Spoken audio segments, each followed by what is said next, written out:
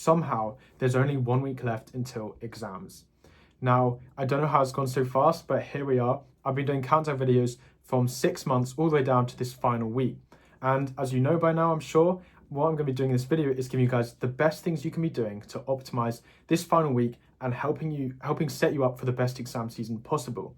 Now, I'm not going to be one of those YouTubers that tells you that you can go from 4s to 9s in a week in every single subject, but I do believe you can make more progress than you might think as well. So I am optimistic, and there's a lot you can do, especially during exam season.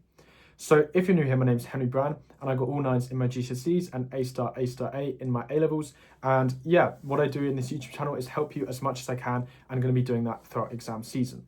So the first thing then that you need to be doing with 1 week left that I'd really strongly recommend is I would write down all of your GCSEs in a calendar like this, or your A-levels, all of your exams basically.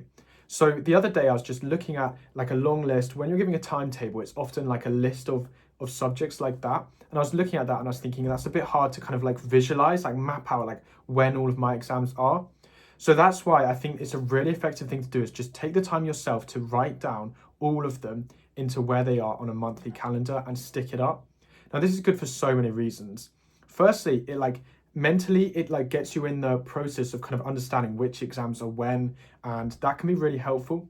So for example, when I was looking at the GCSE exam timetable for this year, and every year it's like this actually, I realized and I remembered again that English Literature paper 2 is very soon after Literature paper 1. Now, many students might not actually even know that because they're only really like vaguely looking at the subjects that they have in the next week. They haven't fully mapped it out like that. And so the students who know that are in an advantage because they can really make sure they're not neglecting Literature paper 2, because that's going to creep up on you fast if you don't really know it's there. So that's why it's really important to write down your subjects. You might realize that you have A-level maths and A-level history on the same day, for example, and so you need to actually prepare for that a little bit more.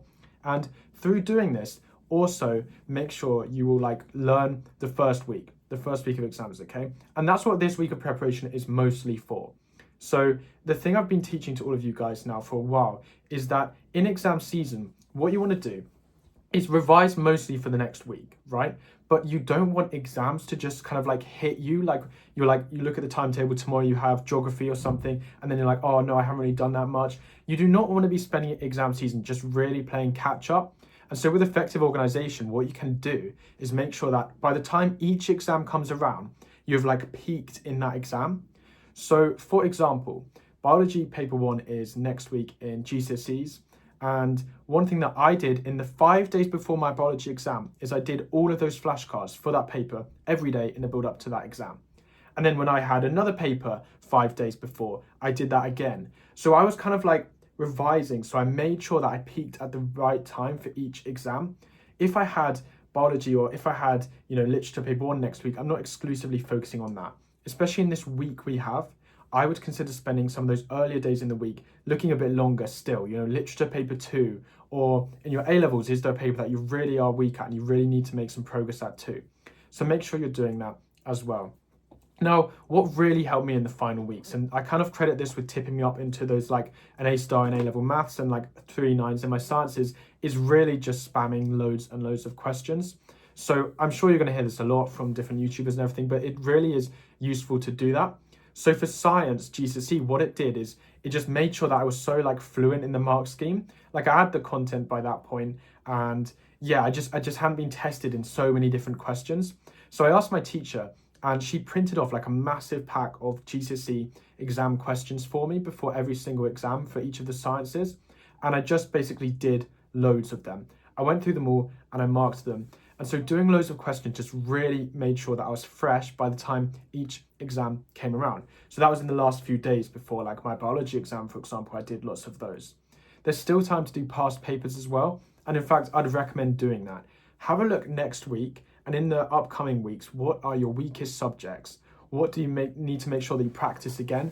And I'd recommend doing a past paper on those. I really wouldn't neglect as well some of the essay-based subjects, because I know past papers are often easier to do for science and maths. I found that anyway. But don't neglect the importance of going through papers in timed conditions, even for essay-based subjects as well. Because a lot of those subjects, a lot of involved is just structure. You need to structure this right. You need to write this many paragraphs, and you can get quite far by just knowing the structure really, really well. On top of all of this then, is the importance of doing reading, like having some downtime revision and reading things like examiners' reports, mark schemes, and high mark answers.